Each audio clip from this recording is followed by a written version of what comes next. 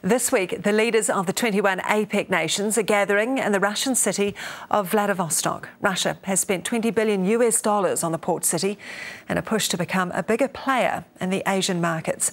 But New Zealand's hopes of a free trade agreement with Russia are now on hold, and with President Obama tied up at the Democrats' party convention, that's holding up progress on the Trans-Pacific Partnership Trade Agreement. So, will anything at all come out of this meeting? Alex Tarrant from interest.co.nz joins me via Skype from Vladivostok. Hi, Alex. G'day, Rachel. How's it going?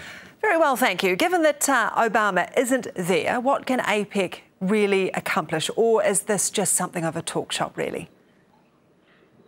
Well, of course, it's always a bit of a talk shop at APEC, full of windbagging about progress and concrete discussions about bilateral talks, but obviously there's nothing really to come out of this APEC. The idea of APEC is to get a Asia-Pacific-wide free trade agreement in place. The earliest we could have that is about 2025. So the overall discussions are aimed towards that. There's two tracks to try and get there. There's the Trans-Pacific Partnership track that we're part of, and there's also an East Asian track, the ASEAN track, and that's trying to incorporate China, Japan, and Korea. So highbrow, we're not really going to get anything, but there'll be all these nitty-gritty discussions between the individual APEC members. We've got talks with Malaysia today, obviously the Russian President Vladimir Putin, and for New Zealand we're also trying to talk to Taiwan and Korea to progress free trade deals there. So maybe something behind the scenes, but no, it's certainly a talk fest, Rachel. Have there been any developments in New Zealand's bid for a trade agreement with Russia, or is it too soon to know? Well, Rachel, we had been hoping that they'd be signing a free trade agreement with the Russia, Belarus and Kazakhstan Customs Union today at APEC when Mr. Key meets with Vladimir Putin. But the Russians have been dragging their feet. They've been trying to get into the WTO process, and so New Zealand's free trade talks with them have been shunted back.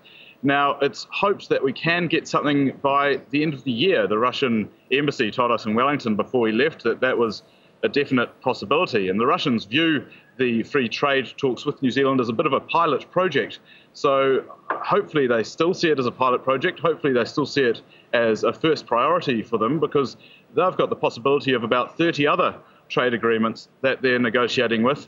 But you know, it's been shunted back, and Key has been talking pretty frank about it. He said, in the end, this FTA will go ahead if Vladimir Putin wants it to go ahead.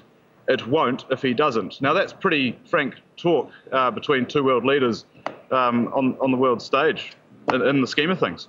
Indeed. So as a whole, what does Key want to walk away from APEC with? What's his ultimate wish list, if you like?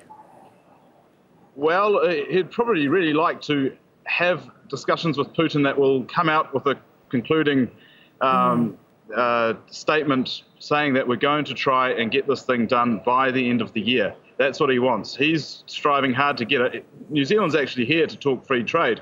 You know, the Russians, you know, it's obviously trying to show the world that they can build the infrastructure, but they didn't spend $25 billion doing up Vladivostok just to be all protectionist on us. So hopefully Putin will agree to Key saying that we'll have something by the end of the year.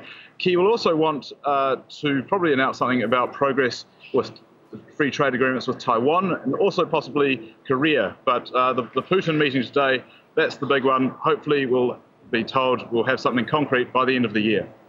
All right, Alex Tarrant live for us from Vladivostok from interest.co.nz. Thank you. Thank you.